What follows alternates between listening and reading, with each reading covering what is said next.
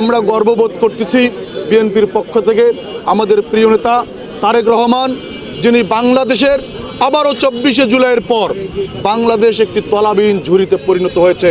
বাংলাদেশে অর্থ নেই, ব্যাংকগুলো ফাঁকা, বাংলাদেশে আজকে আইনশৃঙ্খলার অবনতি আমরা সব সময় দেখতে পাচ্ছি।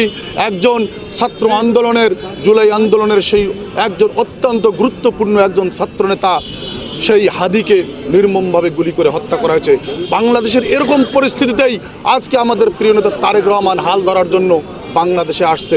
বাংলাদেশ জাতীয়তাবাদী যুবদল কেন্দ্রীয় নির্বাহী কমিটির সংগ্রামী সভাপতি আব্দুল মোনায়েম মুন্না এবং বিপ্লবী সাধারণ সম্পাদক নুরুল ইসলাম নয়নের নির্দেশে সারা বাংলাদেশের ন্যায় রংপুর মহানগর যুবদলও আজ থেকে এই শুভেচ্ছা মিছিল শুরু করলো। আমরা প্রতিদিনই রংপুর শহরে এবং আমাদের 33টি ওয়ার্ডে এবং 6টি থানায় আমাদের এই কর্মসূচি চলমান থাকবে, যেন আমাদের এই প্রিয় নেতা, বাংলাদেশের প্রাণপ্রিয় নেতা, বাংলাদেশের জনগণের আস্থার নেতা আমাদের এই তারেক রহমান আসছেন, এটি যেন তৃণমূল পর্যায় পর্যন্ত আমরা পৌঁছাতে পারি। আগামী 25 তারিখে তিনি বাংলাদেশের মাটিতে পা রাখবেন, তাই আজকে আমরা আনন্দিত, উদ্বেলিত। আমাদের যে আনন্দের ষোলকলা আমাদের পূরণ হতে যাচ্ছে, সেই কারণেই আমাদের এই আনন্দের বহিঃপ্রকাশ হিসাবে আজকের এই শুভেচ্ছা মিছিল।